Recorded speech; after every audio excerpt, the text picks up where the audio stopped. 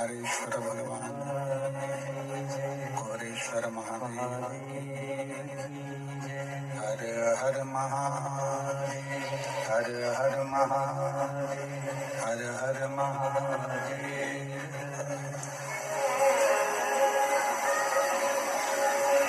काशी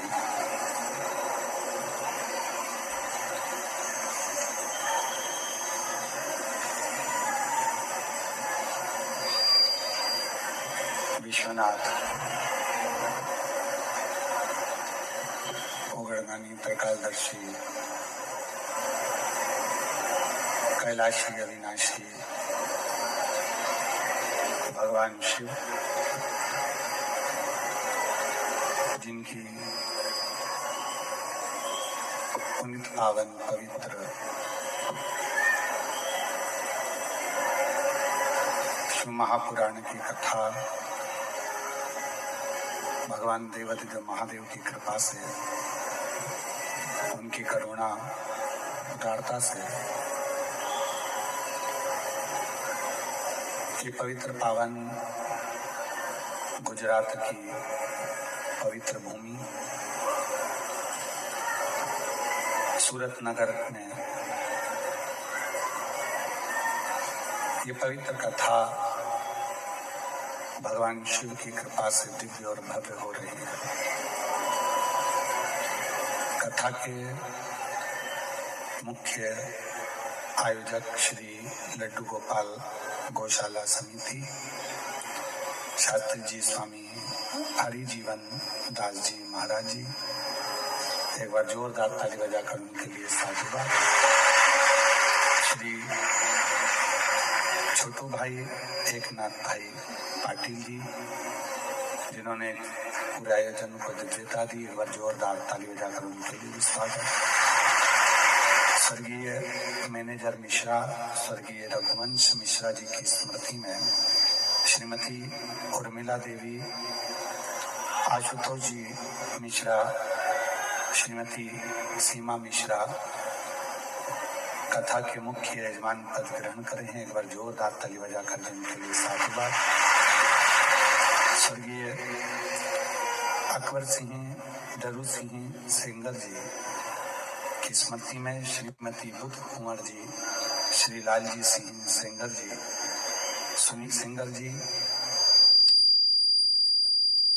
सूरत गुजरात से, एक बार इनके लिए भी जोरदार ताली बजाकर साधुवाद, जिन्होंने कथा का मुख्य यजमान पद ग्रहण किया है और अपने जीवन को सार्थक किया है।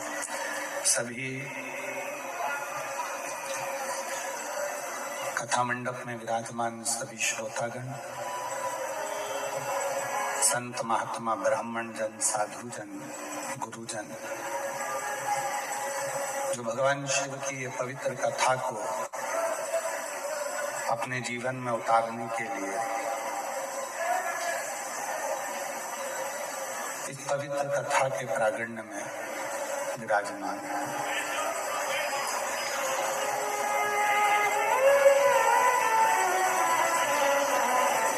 शिव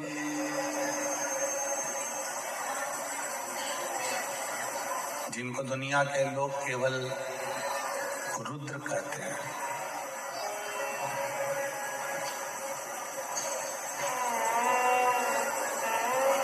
शिव जिनको दुनिया के लोग केवल क्रोध कहते हैं,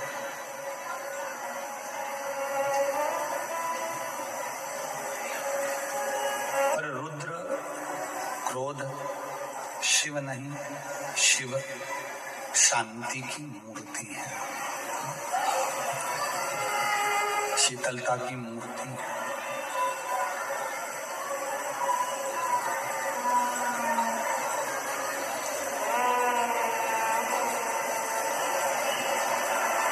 और जिसमें बहुत बड़प्पन होता है उसमें शीतलता होती है।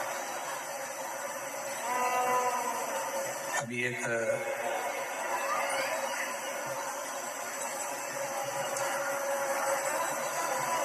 भाई चांदी का त्रिशूल लेकर आए, उद्योगपति हैं, एक बार जोरदार ताली बजाओ उनके लिए भी।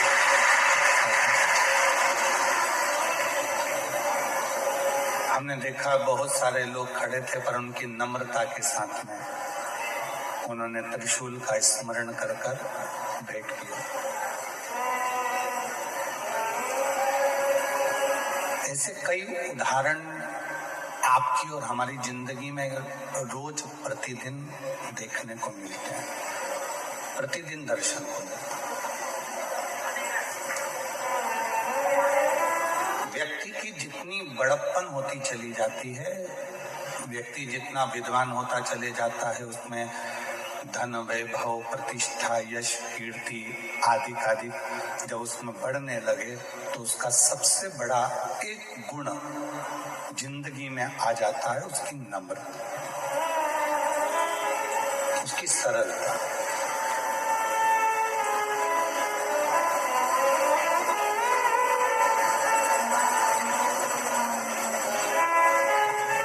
जिंदगी में सब कुछ प्राप्त करना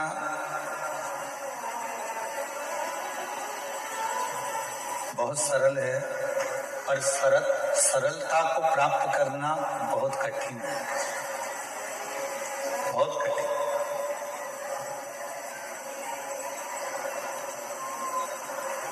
और जिस व्यक्ति ने अपनी जिंदगी में सरलता को प्राप्त कर लिया, समझ लेना कि वो उन्नति की सीढ़ी पर चढ़ना प्रारंभ कर लिया और वो उन्नति की ओर आगे बढ़े।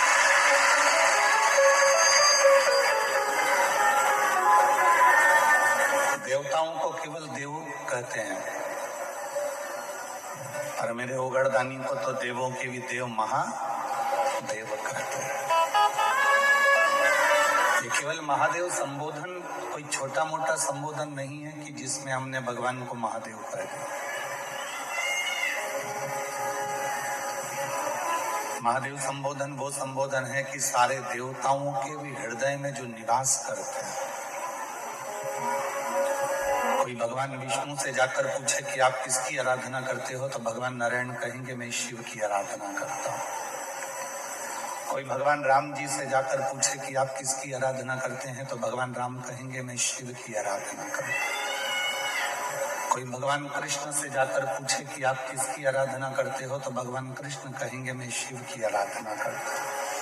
कोई आद्य शक्ति माँ दुर्गा, भवानी, जगत जननी अम्बा से जाकर पूछे, जगदम्बा से जाकर पूछे कि आप किसकी आराधना करते हो, तो कहेंगे मैं शिव की आराधना करता हूँ। कोई परम शक्ति, कोई पितृ, कोई कुलदेव, कोई ग्राम देव, कोई स्थान देव से जाकर पूछे आप किसकी आराधना करते हो, तो सारे देवता कहेंगे हम शिव की आराधना करते हैं।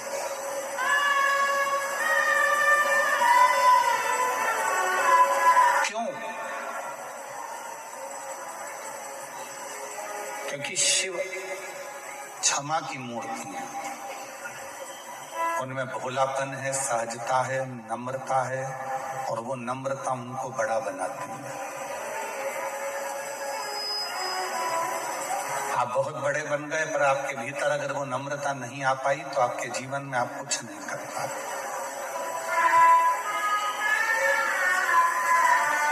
आपकी जिंदगी में नम्रता, सहजता, सरलता ही आपके जीवन को सफलता देती है।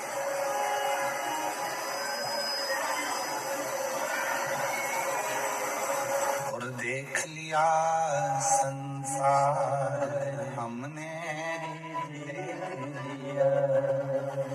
सब मतलब गया हमने,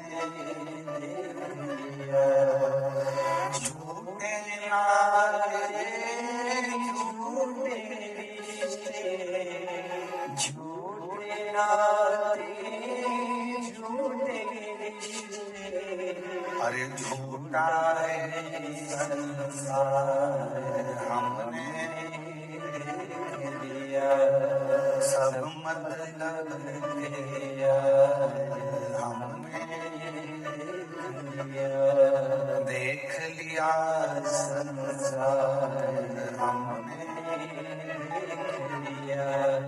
वो एक भीतर से जिसके नम्रता है, भीतर से जिसकी सरलता है, भीतर से जिसकी सहजता है, वही शिव का एक प्रतिबिंब स्वरूप है। वही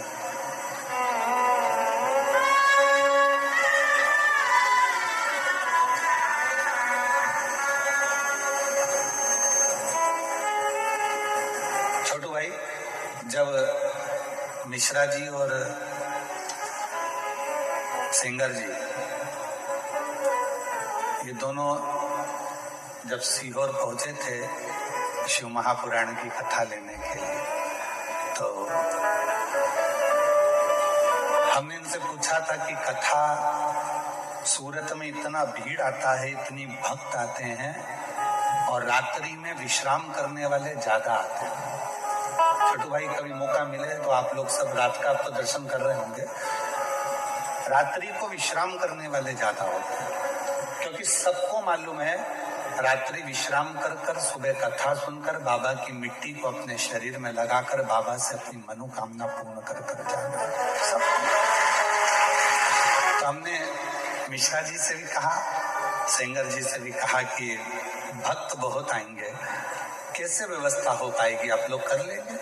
तो इन्होंने कहा था आप कहते हो कि शिव जी किसी न किसी रूप में आते हैं, तो छोटू भाई मिश्रा जी और सेंगर जी ने एक ही बात कही थी कि कहीं ना कहीं कोई ना कोई मिलेगा और शिव संभालेंगे। और मुझे लगता है आप ऐसे मिले इनको कि कहीं ना कहीं बाबा की कृपा से ये पवित्र कथा, मैं लड्डू गोपाल महाराज जी से भी, आज गौशाला के महाराज जी को भी कहूंगा, कहीं ना कहीं शिव की भक्ति है।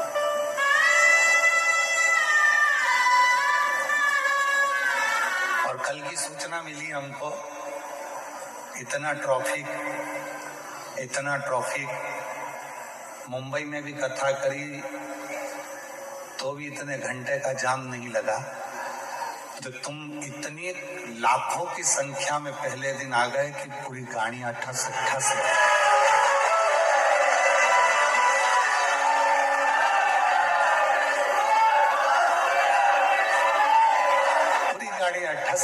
भरा गई। पर एक निवेदन आप लोगों से कहेंगे, आप लोग अगर स्वीकार करेंगे तो, कि अपनी गाड़ियों को, चाहे मोटरसाइकिल हो, चाहे फोर व्हीलर हो, चाहे ऑटो हो, चाहे रिक्शा हो, उसको धीरे धीरे चलाओ, आराम से चलाओ। कथा में आए हो तो ये सोच कर जाओ कि हो सकता है कि 1 घंटे कथा ज्यादा चल गई, इसलिए हमको घर पहुंचने में 1 घंटे की देरी रहेगी। पर धीरे धीरे आओ, थोड़ा स्लो चलो, हेलमेट लगा कर रखो, सीट बेल्ट बांध कर रखो और लक्ष्य ध्यान में रखो। थोड़ा धीमा धीमा आराम से जाओ, आराम से। एक होती है गाड़ी की चाबी, एक होती है बंगले की चाबी, एक होती है तिजोरी की चाबी, एक होती है फैक्ट्री की चाबी, एक होती है दुकान की चाबी, और एक होती है ऊपर छत पर जाने वाली दरवाजे की चाबी।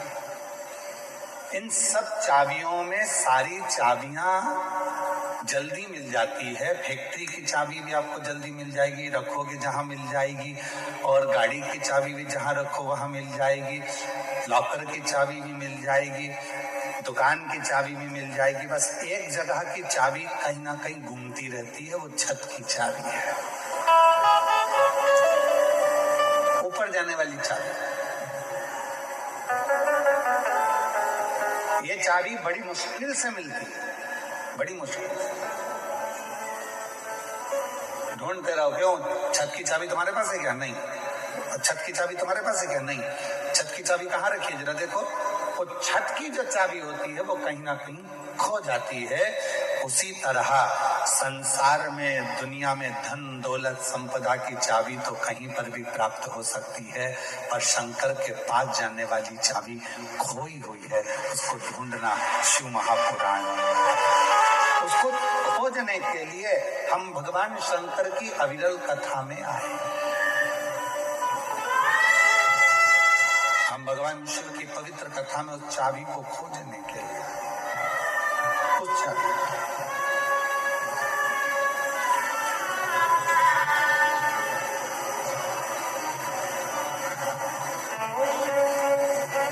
और चाबी खो गई तो ढूंढना पड़ेगा, और अगर नहीं ढूंढ पाए तो फिर ताला तोड़ना पड़ेगा या फिर चाबी वाले को बुलाकर लगवाना पड़ेगा।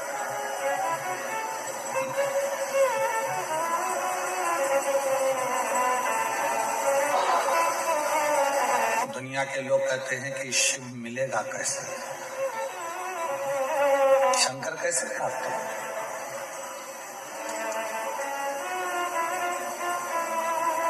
शिव को प्राप्त करना कोई कठिन विषय नहीं है।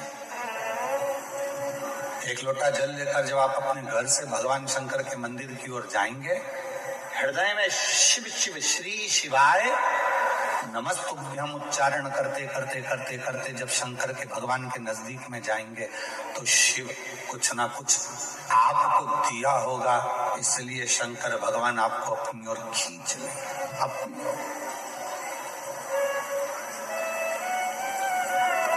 हर कोई सा पाना और हर कोई सा नट हर जगह पे फिट नहीं होता। नट जानते हो? अरे बोलो तो जम के। पाना जानते हो? गाड़ी में वो नट को कसने वाला। हर कोई सा पाना और हर कोई सा नट हर जगह पर फिट नहीं होता है। जो नट जिस स्क्रू के लिए बना हुआ है वो उसी में फिट होता है। उसी तरह संसार सागर में पूरी मृत्यु लोक में जितने भी लोग रहते हैं उसमें से कुछ लोग ऐसे हैं जो शंकर भगवान को भजते हैं। तो समझ लेना कि तुम वो नट हो जो शंकर नटराज में ही फिट हो सकते हो, दुनिया में कहीं फिट नहीं।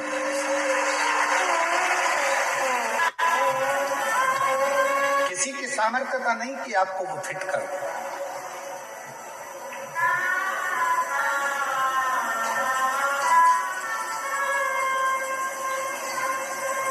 किसी की सामर्थ्य का नहीं। एक बड़ा सुंदर प्रसंग आता है भगवान शंकर की परम भगत हनुमान जी महाराज की माता मां अंजना जी। शिव जी की परम भगत थी माता अंजना।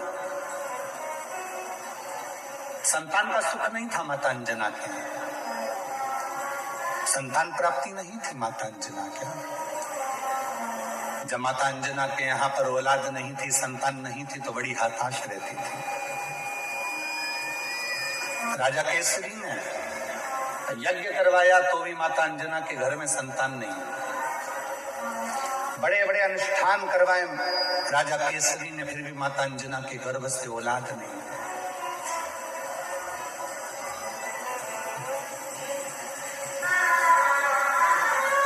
बहुत कठिन। यज्ञ करवाए, अनुष्ठान करवाए, साधना करवाई, व्रत करवाए, उद्यापन करवाए, पर अंजना के घर में मां अंजना के यहाँ संतान का सुख नहीं। सब कुछ करा और यही तो भगवान कृष्ण के यहाँ भी हुआ था।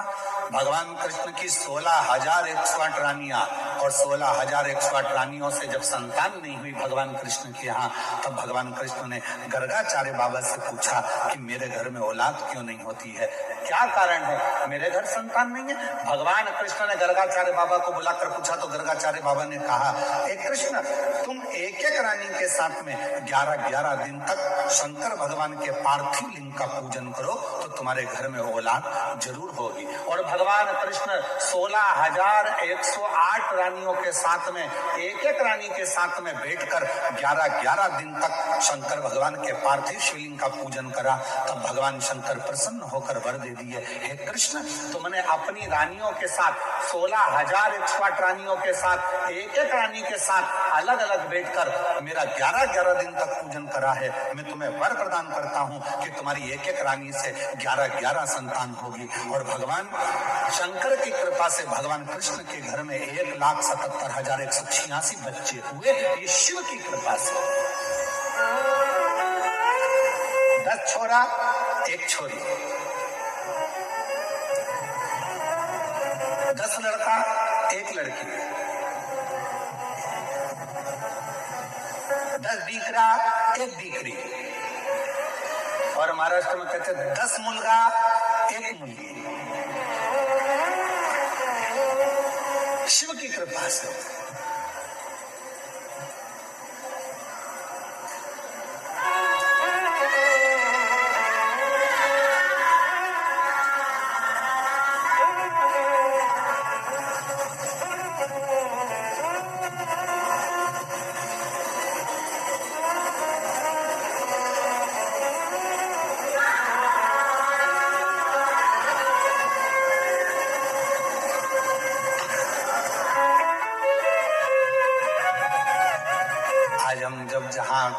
ठहरे हुए हैं, तो हम जिस जगह पे ठहरे हैं उसके सामने वाली बिल्डिंग में से आज कोई हाथ हिलाकर पूछ रहा था, केम छो?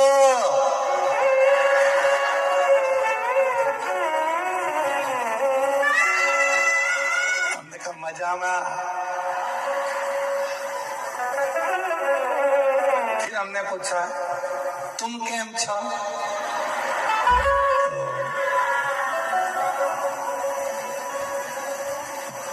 वो बोला, नीचे वाले तुमसे मिलने नहीं दे रहे, तो क्या केम छो? मिलने भी तो दे।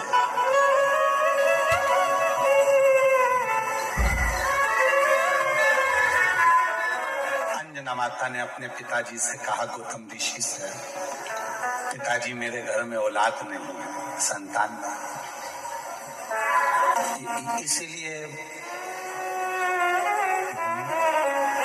मेरा तू ही तो हमदर्द है, जिसे हर दर्द कहेगा, दुनिया के आगे चुपचाप मेरे दुनिया के आगे चुपचाप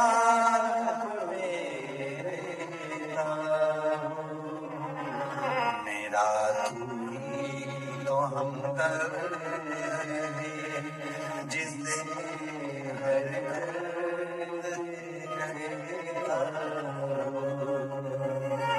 मेरा तू ही तो हमदर्द है, जिससे हर दर्द कहेगा।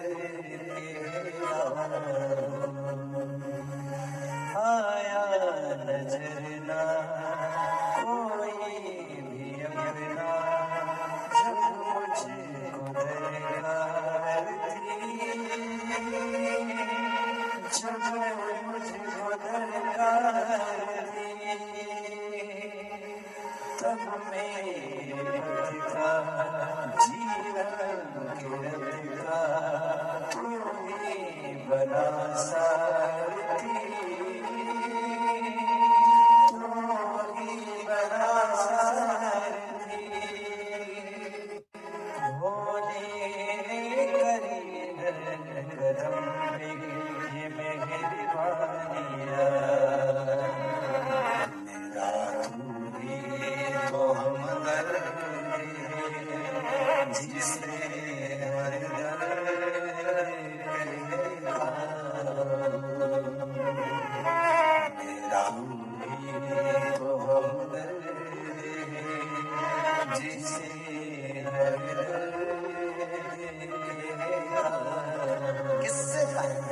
ब्रह्मा ब्रह्म लोक में रह रहे हैं, भगवान विष्णु वैकुंठ लोक में रह रहे हैं, इंद्र इंद्र लोक में रह रहे हैं, गरुण गरुण लोक में रह रहे हैं, वरुण वरुण लोक में रह रहे हैं, सब अपने अपने लोक में निवास कर रहे हैं। केवल एक 33 कोटि देवता में केवल एक देवता है, वो देव अधिदेव महादेव है, जो इस पृथ्वी पर रहता है, और उससे जो कहा जाता है वो दिल से सुनकर हमारी झोली खुशियों से भर दे। एक देव, और वह देव अधिदेव बोल बम का नारा है, सारी समस्या का हल श्री शिवाय। केवल एक देव है, और वह देव अधिदेव महादेव है, जो पृथ्वी पर रहते हैं, मृत्यु लोक में रहते हैं। कभी आपने शंकर भगवान को किसी सिंहासन पर नहीं देखा, कभी आपने शंकर भगवान को किसी ऊंचे स्थान पर नहीं देखा। शंकर भगवान को देखा तो एक पत्थर पर, एक पर्वत पर, एक पहाड़ी पर बैठे हुए देखा। क्यों? ये पहाड़ी, ये पत्थर, ये पर्वत सब मृत्यु लोक में है, इसलिए मेरा शिव भी इस पृथ्वी लोक में, मृत्यु लोक में रहता है।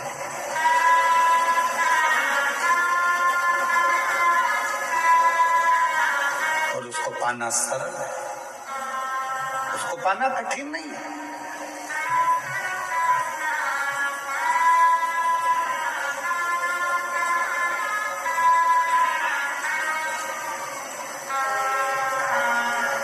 शिव कथा कर रही है, माता अंजना के घर में औलाद नहीं था। गौतम बाबा ने उनको समझा दिया कि शिव की आराधना कैसे करना है। उन्होंने शंकर की आराधना करना प्रारंभ कर दिया। कोई साधारण भक्ति माता अंजना ने नहीं करी, शिव जी से लगन लगाकर बैठ गई। शंकर भगवान से अब केवल संतान नहीं, शंकर भगवान को तो अब ये विचार कर बैठी है कि मेरे घर में अगर औलाद हो तो शिव ही मेरे घर में संतान के रूप में जन्म। इतनी श्रेष्ठ भक्ति माता अंजना ने कर दी, इतनी प्रखर भक्ति माता अंजना ने कर दी। और मेरी कई जीजियां कहती हैं, एक पत्र है उसमें उन्होंने लिखा,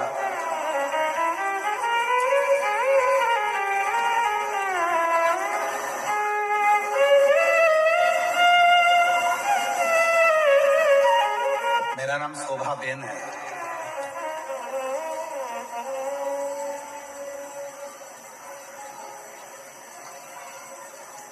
मैं सूरत से हूं।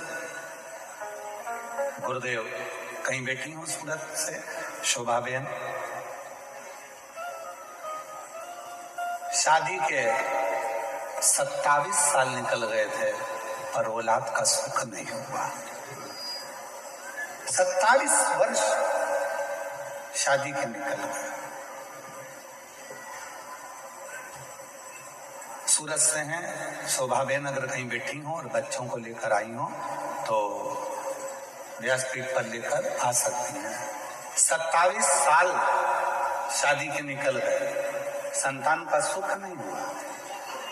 शादी के 5 साल तक तो डॉक्टर को दिखाया, इसके बाद 10 साल तक पूरे देवी देवता ऐसा कोई नहीं बचा और ऐसा कोई डॉक्टर नहीं बचा जिसका इलाज ना करवाया। मुंबई से लेकर दिल्ली, दिल्ली से लेकर अहमदाबाद, सूरत, हर जगह पर IVF भी करवाया, वो भी सफल नहीं हुआ। डॉक्टर ने आखिरी में मना कर दिया कि तुम माँ नहीं बन सकती। तब आस छोड़ दी और आस छोड़ दी, अब विचार छोड़ दिया कि मैं कभी माँ नहीं बन सकती। 27 साल के बाद पहली बार टीवी पर कुछ सीरियल देख रही थी और चलाते चलाते चैनल पर आपकी कथा आ गई और उसको सुना तो आपने शिव भगवान के पशुपति नाथ व्रत और सफेद आंकड़े की जड़ का प्रयोग बताया, जो करा। फिर आपके मुंह से सुना कि पंडाल में बैठकर जो मांगा जाता है वो मिलता है। मैंने अपने पति से कहकर पंडाल में बैठकर दोनों ने रात्रि विश्राम कर कर शिव पुराण की कथा सुनी, वहां की मिट्टी को अपने पेट पर लगाई। डॉक्टर तो मना करे थे कि औलाद नहीं होगी और बाबा की ऐसी कृपा हुई, हम 2 बार कुबरेश्वर धाम होकर आए, 2 बार पशुपति व्रत करे और 2 बार सफेद आंकड़े की जड़ का प्रयोग करा। बाबा की कृपा से 27 साल के बाद जुड़वा बच्चों ने जन्म लिया। हम बाबा को प्रणाम करने के लिए, बाबा को नमन करने के लिए 27 वर्ष के बाद मेरे घर में बाबा ने किलकार किया। किससे कहें? कहीं बैठी हो शोभा बेन सूरत से, अगर कहीं बैठी हो तो आ सकती है। किससे कहो? मेरा तू ही तो हमदर्द जिससे हर दर्द। आप किससे कहो?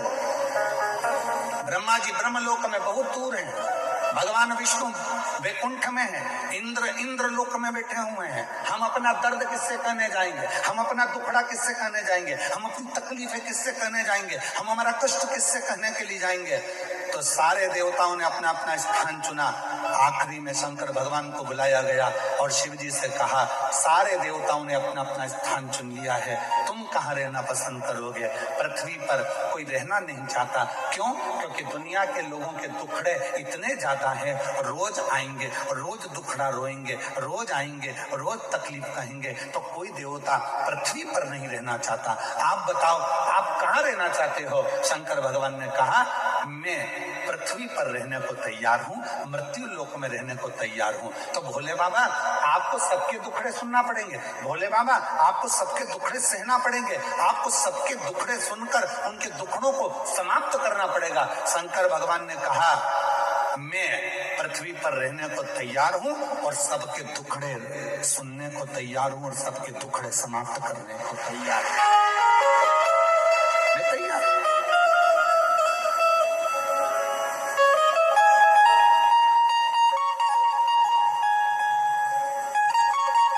कोई तकलीफ नहीं मुझे।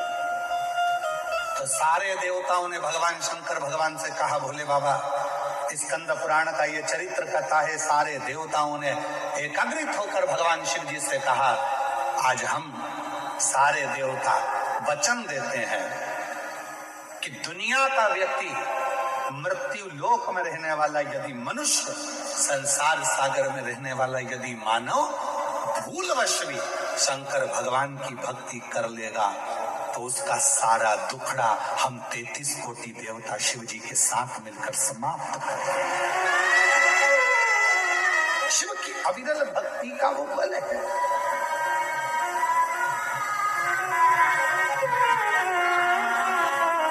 मेरा तू ही तो हम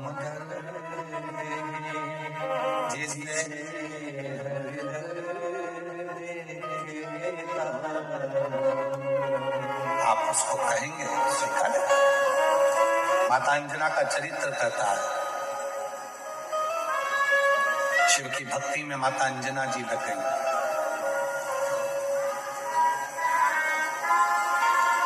ऐसी मेरी माता अंजना ने भगवान शंकर की विरल भक्ति करी, ऐसी भक्ति करी, परीक्षा ली। शंकर भगवान ने पार्वती जी को भेजा, भोलेनाथ जी ने जाकर कहो अंजना को कि क्या चाहिए, क्यों इतनी कड़क भक्ति कर रही हो, किस लिए। अंजना देवी के पास में पार्वती जी पहुंची और कहा, क्या चाहिए। अंजना ने कहा, मुझे संतान चाहिए। संतान? हाँ, कैसी संतान। तो कहा, जिस शंकर भगवान की मैंने पूजन करी है वही शिव मेरे पुत्र के रूप में जन्म ले, बस ऐसी ही मेरी कामना है, ऐसी ही मेरी कामना है, और कुछ।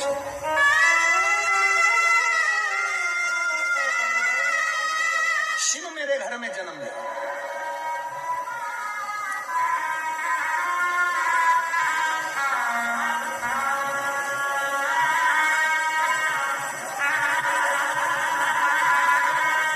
पार्वती जी ने शिव जी से कहा, अंजना माता चाहती हैं आप उनके घर में जन्म दे दो।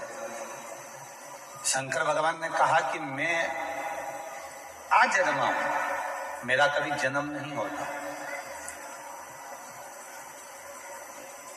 भगवान नारायण राम जी का रूप धर सकते हैं, भगवान नारायण कृष्ण का रूप रख सकते हैं, भगवान नारायण दत्त का रूप रख सकते हैं, भगवान नारायण कल्कि रूप रख सकते हैं, भगवान नारायण परशुराम स्वरूप धर सकते हैं, पर भगवान शंकर बोले कि मैं कभी अपना रूप नहीं रख सकता, मैं आजन्मा हूं, जन्म और मृत्यु से मैं परे हूं, इसलिए मेरा कोई दूसरा जन्म नहीं हो सकता। आपका दूसरा जन्म नहीं हो सकता तो फिर कुछ तो कृपा करो। तब भगवान शंकर भगवान ने कहा, तुम चिंता मत करो, अंजना के गर्भ से मेरा ही एक अंश प्रकट होगा जिसका नाम स्वयं पवन पुत्र हनुमान होगा, लोग उसे हनुमान कहेंगे। तुम क्यों चिंता करते हो?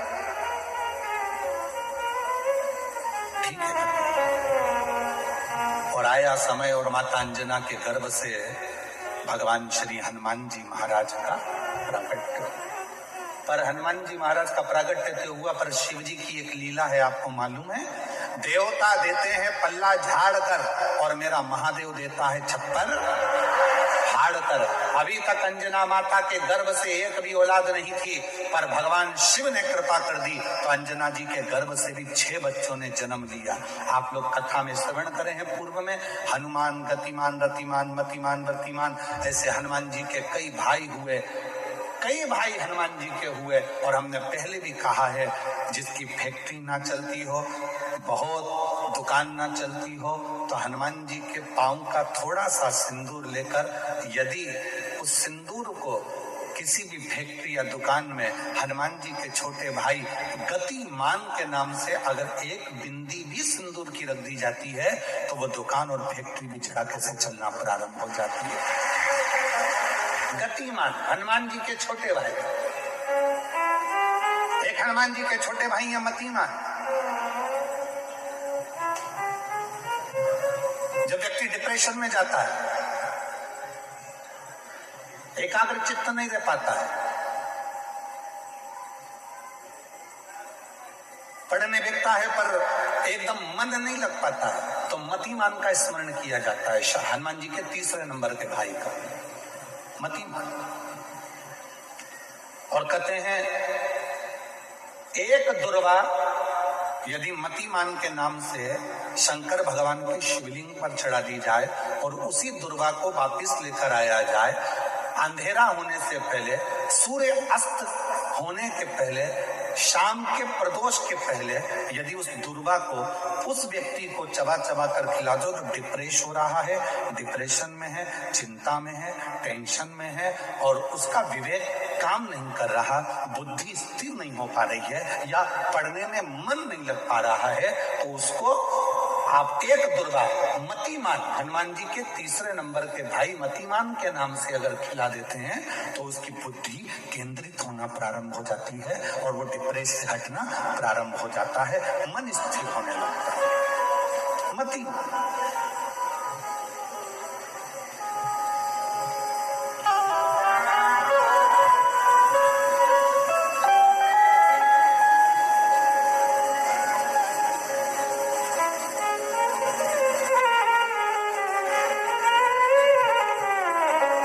नाम आता है व्रतिमान। इसका प्रैक्टिकल तुम अभी यहीं से कर लेना, ठीक है? चलते चलते मालूम पड़े तुम्हारी पार्किंग यहां से आधा किलोमीटर दूर है, ठीक है? अरे बोलो तो जम के, आधा किलोमीटर दूर तुम्हारी पार्किंग है और तुम्हारी उम्र लगभग बहुत हो गई, मालूम पड़े तुम थोड़े वृद्ध हो गए हो और तुम्हारा घुटना दुख रहा है, तुम्हारी कमर दुख रही है, चलते चलते बड़ी मुश्किल से तुम कथा स्थल तक पहुंचे हो। अब मन में आ रहा है कि मुझे वापस पार्किंग तक जाना है, कैसे जाऊंगी, पाँव तो दुख रहा है। तो एक काम आज चलते चलते करना कि कहीं सीवर वाला महाराज झूठ तो नहीं बोल रहा है, तो प्रैक्टिकल करके जाना। क्या करोगे, यहाँ से जाते समय आप जब जा रहे हो और आपके शरीर का कोई अंग जब दुख रहा है तो श्री शिवाय नमस्तुभ्यम कहकर श्री व्रतिमान हनुमान का स्मरण कर। किसका स्मरण करना है? जम के बोलो, व्रतिमान हनुमान। व्रतिमान हनुमान का स्मरण करके कहीं पर भी बैठकर अपने पांव की छोटी वाली जो उंगली है उसको जम के दबाना और दबाने के बाद चल देना। जिस जगह पर भी दर्द हो रहा होगा मेरा बाबा आपको मंजिल तक पहुंचाएगा, दर्द होने नहीं देगा। कल नहीं करना, प्रैक्टिकल आज ही करना। काल करे सो आज कर।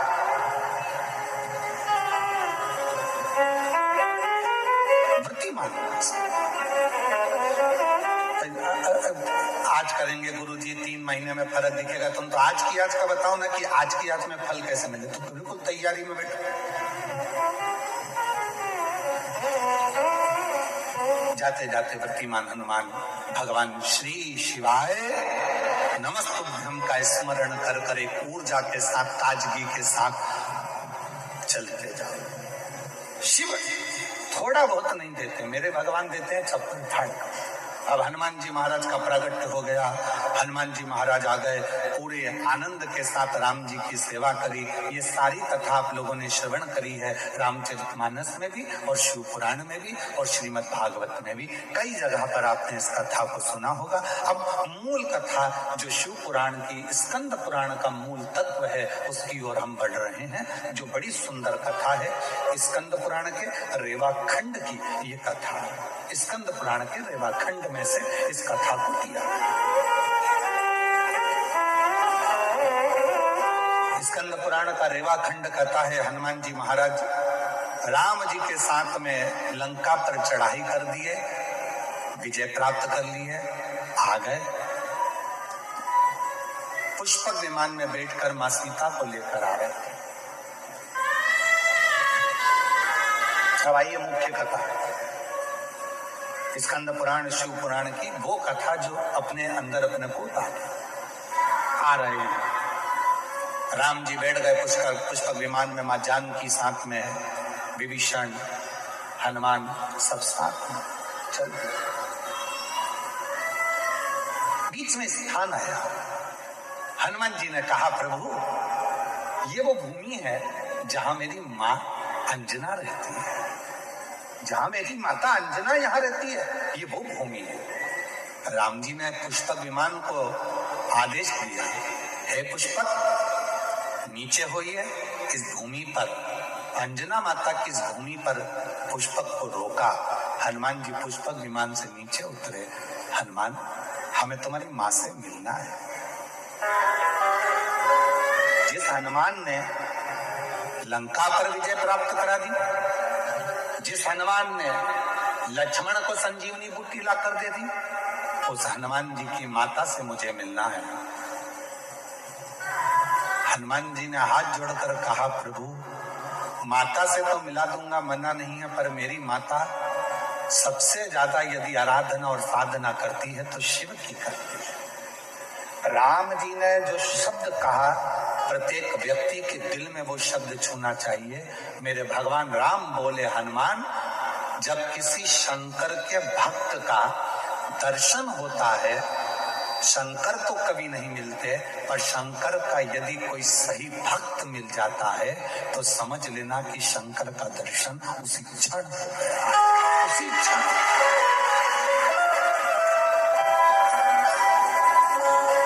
उसी क्षण शिव का दर्शन उसी पल हो गया, शंकर भगवान का दर्शन उसी पल हो गया। यदि कोई शंकर भगवान के भक्त का दर्शन कर लेता है, शिव भक्त का दर्शन कर लेता है, तो समझ लो कि शंकर भगवान का भक्त का दर्शन शिव का दर्शन। आप कौन है? क्यों लोग कहते हैं कि शिव महापुराण के कथा के पंडाल में जाकर बैठो और आपकी मनोकामना पूर्ण हो जाती है, कथा के पंडाल में जाकर बैठो शिव पुराण के और आपका मनवांछित फल प्राप्त हो जाता है। आखिर शिव महापुराण के कथा के पंडाल में ऐसा होता क्या है? उसका एक कारण है, इतने सारे शिव भक्त जिनको किसी ने गाड़ी नहीं भेजी, जिनको किसी ने टिकट का पैसा नहीं दिया, जिनको किसी ने बहुत सारे अच्छी जगह नहीं दी गई कि तुम यहाँ आराम से बैठना, यहाँ आराम से खाना, आराम से रहना, ऐसा नहीं। शंकर का भक्त अपने झोले में 2 पानी की बोतल, एक बिछाने की दरी, एक ओढ़ने का कंबल और अपना खाने का सामान साथ लेकर आता है, छाता साथ में लाता है और जहां मौका मिल जाए वहां बैठकर कथा सुनता है। अर्थात बिना लोभ, बिना लालच, बिना किसी व्यापार या व्यवसाय के वो शिव को समर्पित होकर आया है, शंकर का होकर आया है। इसलिए ऐसे भक्त का जब दर्शन होता है तो हमारी मनोकामना अपने आप पूरी होना प्रारंभ हो जाती है।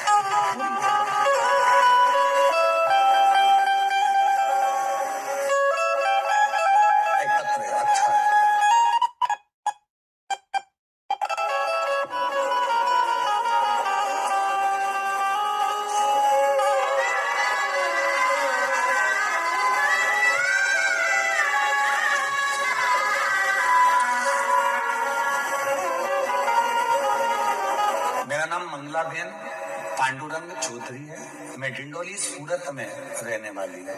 कहीं बैठी हो तो हाथ हिला सकती हैं। मैं बाबा का जितना भी वर्णन करूं कम है।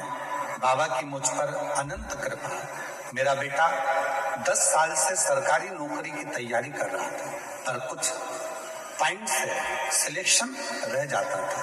वो रोज अपने काम से आता था और चिंता में रहता था। मैंने टीवी के माध्यम से आपकी काफी कथा सुनी है। मैंने अपने बेटे से बोला कि रोज 1 लोटा जल बाबा को चढ़ाओ और शहद वाला बेलपत्र बाबा को चढ़ाना शुरू करो। बेटे ने वैसा ही किया और सच्चे मन से बाबा से प्रार्थना की। और मैंने बाबा की कथा जब सूरत में आई थी तब 7 दिन कथा का भ्रमण किया, बाबा से विनती की, बाबा आपकी कथा के पंडाल में रहकर कथा सुन रही हूँ। ऐसा सुना है जो कथा के पंडाल में रहकर कथा को श्रवण करता है उसकी मनोकामना आप पूरी करते हो। बाबा, मेरे बेटे की सरकारी नौकरी में सफलता मिले। बाबा की कथा जब चालू हुई तब मेरी बहू ने पशुपति व्रत भी रख लिया। मेरे 6 साल का पोता अथर्व भी बाबा से विनती करता और बाबा ने हमारी विनती को स्वीकार करा।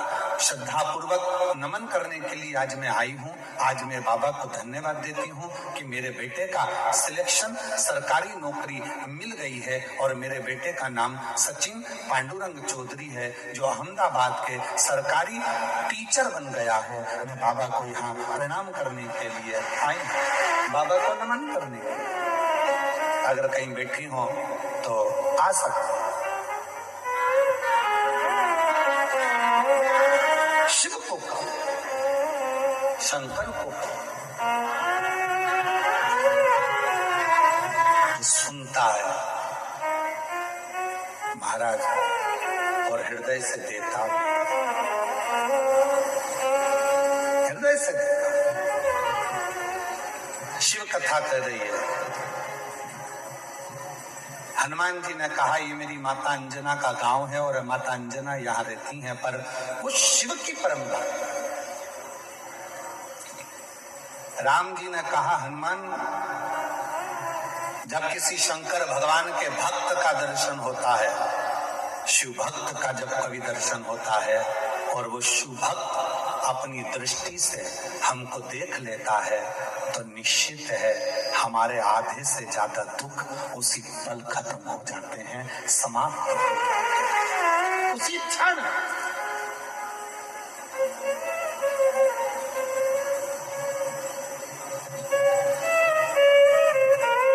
इसीलिए हमको लगता है ज्यादातर भक्त लोग, कोई शिव भक्त मिलता है तो जम के आवाज लगा देते हैं, हर हर महादेव। किसी मंदिर में जाकर लोग शोर नहीं मचाते। द्वारकाधीश के मंदिर में जाओ कोई शोर मचाता नहीं मिलेगा, जगन्नाथ जी के मंदिर में जाओ कोई शोर मचाता नहीं मिलेगा। जितने भी भारत की भूमि पर स्वामी नारायण आदि मंदिर हैं वहां दर्शन करने के लिए जाओ, कोई शोर मचाता नहीं मिलेगा। जितने भी बड़े बड़े मंदिर हैं किसी मंदिर में कोई शोर मचाता नहीं मिलेगा। पर कभी भी कोई 12 ज्योतिर्लिंग में या शंकर जी का मंदिर आपके नजदीक में है वहां दर्शन करने जाओ तो लोग शोर मचाते जरूर मिलेंगे। कोई पीछे से खड़े होकर चिल्ला रहा, कोई जम के चिल्ला रहा हारा हारा, कोई कहीं से आवाज लग रहा बम बम। जहां मर्जी पड़ती है लोग वहां से आवाज लगाना चालू कर देते हैं, शोर मचाते हैं, चिल्लाते हैं।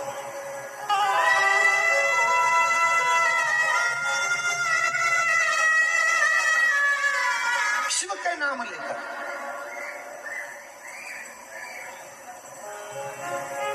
आप में से कई लोगों ने श्रीमद् भागवत कथा सुनी होगी, आप में से कई लोगों ने राम कथा सुनी होगी, आप में से कई लोगों ने विष्णु पुराण सुनी होगी, आप में से कई लोगों ने देवी भागवत सुनी होगी। ना जाने कितने कितने पुराण शास्त्र आपने सुने होंगे। सारे पुराण और शास्त्र उठाकर देखिए, एक भी पुराण शास्त्र ये नहीं कहेगा कि किसी भी असुर ने, राक्षस ने शंकर भगवान को युद्ध के लिए ललकारा।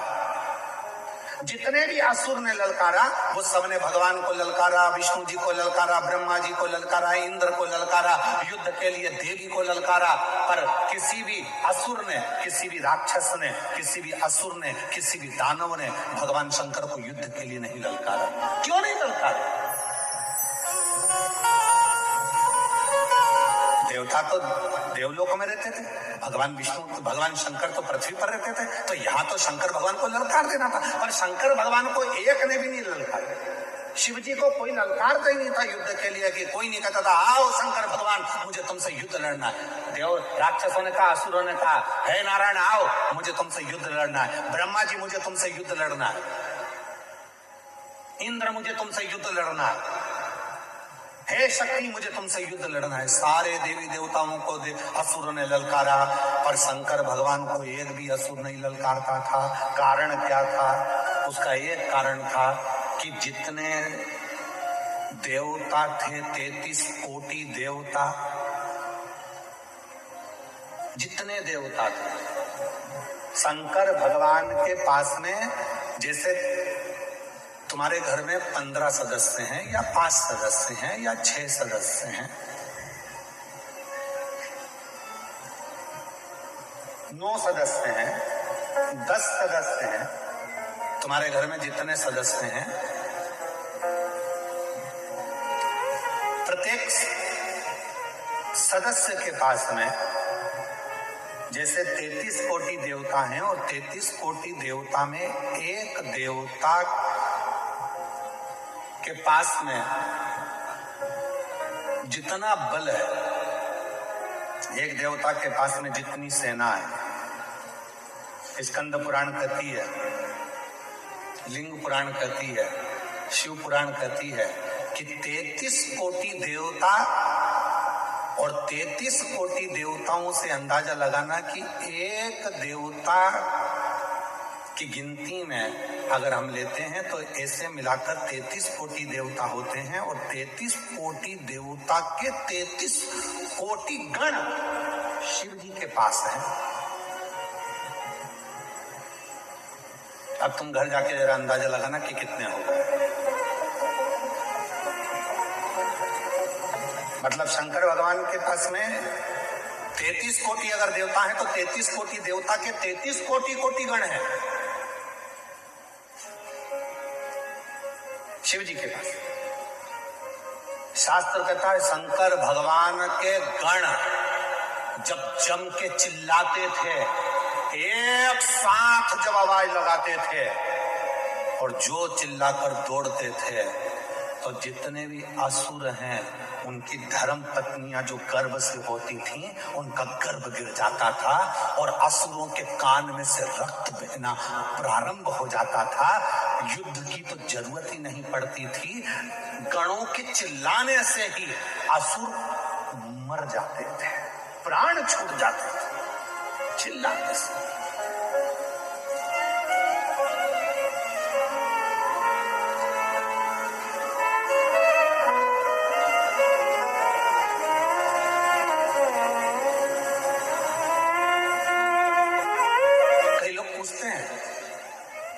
क्यों महाराज जी ये इतने सारे भक्त कथा सुनने आते हैं, ना तो इनके पास कोई पत्र जाता है, ना कोई निमंत्रण जाता है, ना पीले चावल जाते हैं।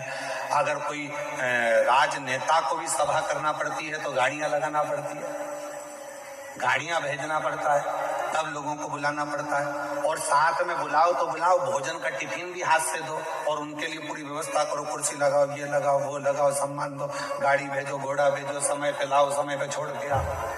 पर ये शिवपुराण एक ऐसी कथा है जिसमें ना तो पीले चावल दिए जाते हैं, ना निमंत्रण दिया जाता है, ना किसी के यहाँ पत्र भेजा जाता है, ना किसी के यहाँ जाकर कहा जाता है। उसके बाद भी ये लाखों लाखों शिव भक्त अपने आप आ जाते हैं। उसका क्या कारण है? उसका एक कारण है, स्कंद पुराण कहती है, ये जितने शंकर के भक्त संसार में रहते हैं, ये शंकर भगवान के पूर्व में कोई रिश्तेदार रहे होते हैं जो शंकर की डमरू की आवाज सुनकर दौड़ पड़ते हैं और कथा में आकर के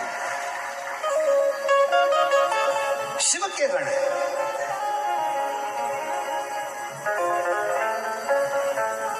इसलिए महादेव नमन चरणों में स्वीकार कीजिए, सबका किया है मेरा उद्धार कीजिए, उद्धार कीजिए। हे त्रिपुंडधारी, हे त्रिशूलधारी, हे त्रिपुंडधारी, हे त्रिशूलधारी। चरणों में तेरे बाबा जी पावन है चारों, तेरी देव कर दे वंदना, पूजे सीताराम। चरणों में तेरे बाबा जी पावन है चारों, तेरी देव कर दे वंदना, पूजे सीताराम। हो जाए पूरी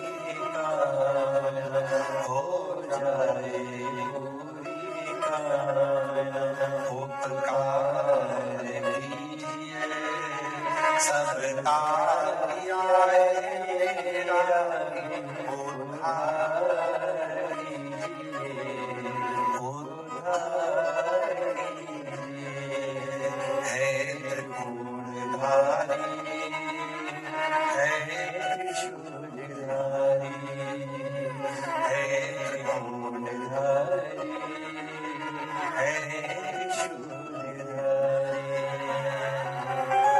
आप जरा विचार करिएगा,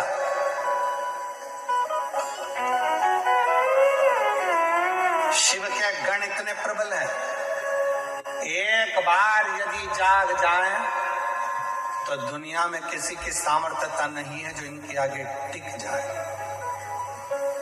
ये कथा संत, साधु, महात्मा, प्रवचन क्या कर रहे हैं? आपको जगाने का काम ही तो कर रहे हैं, ये जगाने का ही तो काम कर रहे हैं। आज बांग्लादेश